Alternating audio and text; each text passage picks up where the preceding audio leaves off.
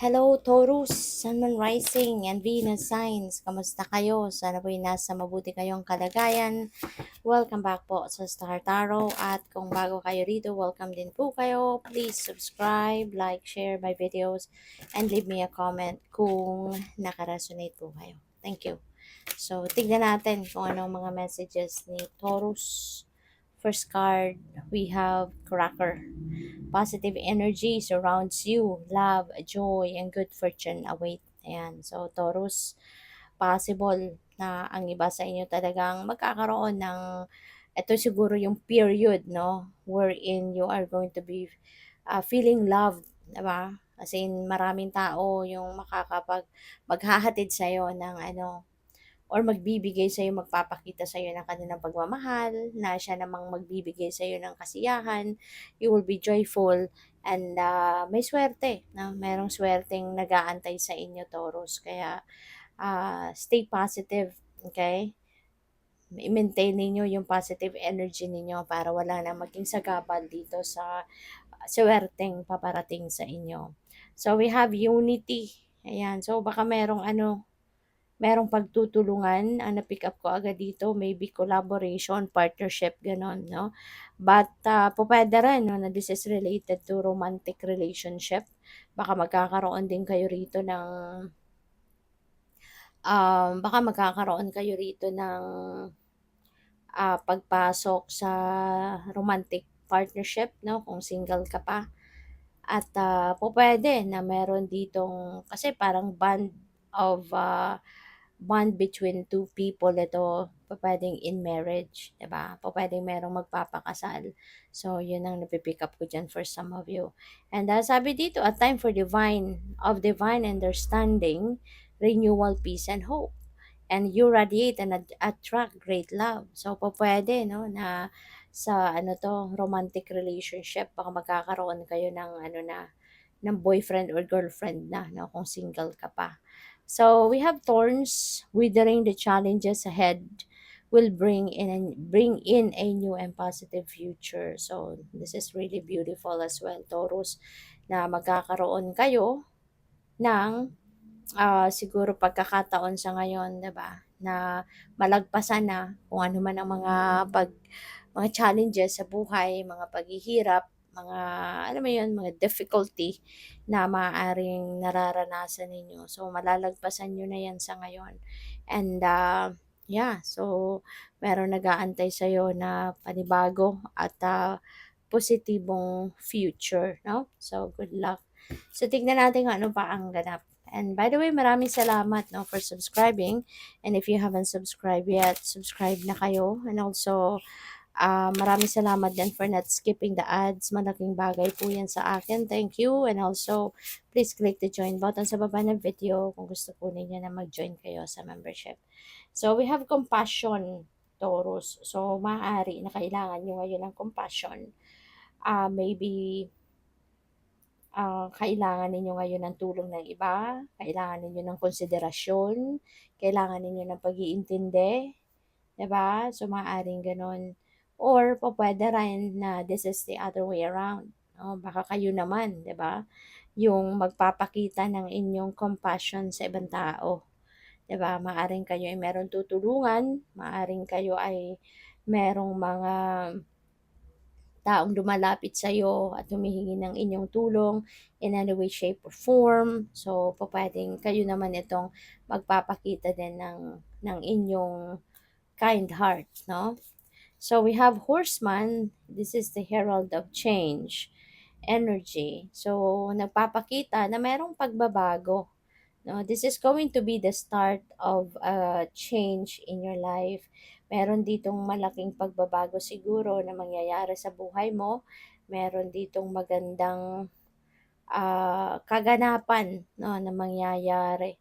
Merong sudden change, pwedeng ganon dito, no, na mangyayari. So, depende yan sa inyong sitwasyon. Kayo lang tayo nakakaalam kung ano yung mga magbabago sa buhay ninyo. But yes, this is a heads up para sa'yo na pwedeng merong mabilisang pagbabagong magaganap sa buhay ninyo. So, pupuwedeng idea ninyo ito na baguhin ang iyong sitwasyon in some areas of life, or po pwedeng merong pagbabago na gawa ng ibang tao that will have an impact sa buhay mo. No? Pwedeng ganon. So, we have curiosity. So, maganda to kasi curious kayo. Meron kayong gustong matutunan, ma meron kayong gustong diskubrihin, meron kayong gustong meron kayong gustong hindi ito um, dagdagan ang inyong kaalaman regarding this. So maybe you will be doing some kind of research. Maybe you're going to do some kind of mentoring, 'di ba? Baka meron kayong teacher, baka merong tutor, mga ganon, ano, na makakatulong sa iyo na makuha mo talaga yung mga impormasyon, detalye na gusto mong matutunan sa ngayon. So, good for you. Baka ang iba sa inyo dito, magbabalik school, no? O pwedeng magpo-formal schooling uli kayo, or baka yun nga, naghahanap siguro kayo ng tutor sa ngayon. So, tingnan natin ano pa ang ganap for Taurus. Ano? Medyo mabigat, no, yung card deck na ito, kaya challenging ang pag-shuffle. So, we have Three of Cups. Wow. So, parang ang abundant, no, ng paligid. Napakasaya, napaka-vibrant, napaka-abundant. So, baka ang iba sa inyo dito, Taurus, maybe you are receiving abundance and prosperity. Ano, maaaring makakaluwag-luwag kayo ngayon sa buhay, lalong-lalo na pagdating sa kaperahang aspeto.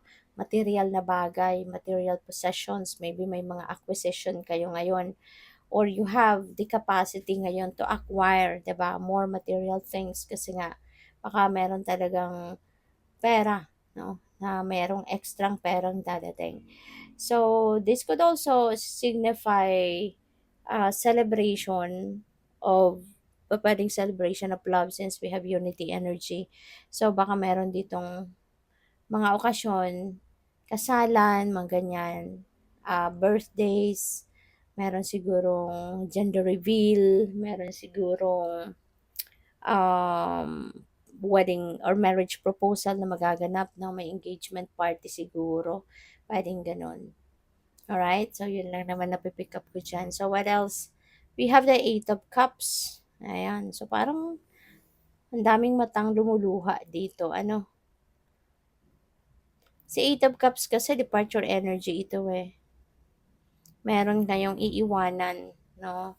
May balak kang umalis, may balak kang tumalikod, no, sa isang sitwasyon or even siguro tao. Kasi po pwedeng ano yan eh, po pwedeng trabaho, natatalikuran mo, pwedeng relationship, pwedeng pamilya. So, depende sa inyong sitwasyon. No? Depende yan. But, kung bakit kayo aalis, kasi you're not, alam mo yun, hindi, parang nararamdaman mo, this is no longer my place. Alam mo yun, yung parang nag-expire na yung pag-stay mo dyan. Kumbaga, hindi na siya, hindi na siya yung at best, 'di ba? Hindi na siya yung sitwasyon na talagang naging masaya ka pa, exciting pa, ang kaganapan. Ngayon, hindi na, no? Although, parang merong lungkot, no? Sa pag-alis mong yan, sa pagdesisyon mong iwanan yan, may lungkot. Kasi natural yun, no? Natural na pakiramdam yun na kapag meron kang iiwanan, meron kang chapter sa buhay mo na tatapusin mo, somehow, 'di ba, excited ka doon sa pupuntahan mo, sa sisimulan mong bago, pero yung iiwanan mo, yung tatalikuran mo, syempre kahit papaano may lungkot ka na mararamdaman, 'di ba? Kasi nagkaroon ka din naman ng attachment diyan before, 'di ba? Kaya normal lang 'yon. Pero yeah, if that's how you feel, if that's what you think is best for you, then go for it. 'Di ba? Go for it kasi baka sa pupuntahan mo, sigurado ka na doon ka na magiging masaya, doon may contentment, doon may fulfillment, so go for it. So we have Four of Cups. Ayan. So si Four of Cups, um parang parang ano 'to, yung parang may saya, pero at the same time may ilang bagay din na ikinakalungkot mo, 'di ba? May kinakalungkot ka, meron namang na-appreciate ka. Kasi, parang ano 'to, parang, parang naririnig ko sa init sa lamig ngayon ang parang ganap ng iba sa inyo Taurus, you know? Siguro dahil kayo nalilito, 'di ba? Baka dahil kayo nalilito kasi nga dito 'no, sa Eight of Cups maaring some of you parang naaano kayo na parang hati 'no, hati yung isip mo at ang damdamin mo. Parang siguro ang damdamin mo, "Sige, go for it." 'Di ba? "Sige, diretso ka, tuloy mo 'yan." Tapos yung isip mo parang, teka lang, parang hindi ko pa kaya," yung mga gano'n. So, yeah, parang dahil siguro meron kayong ano, mixed emotion. So, siguro kung sino ngayon ang makakausap mo na maaaring will be supportive of you 'no, sa pag-alis mo, so okay ka. 'Di ba?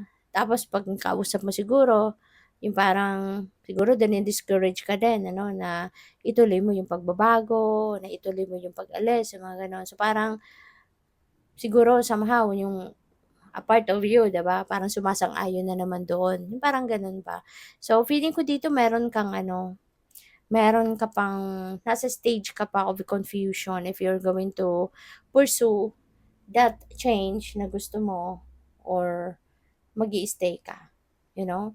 So, makinig ka sa iyong intuition, Taurus. Pakinggan mo yung intuition mo kasi that's divine guidance at gagabayan ka nito kung saan ka dapat, kung anong tama.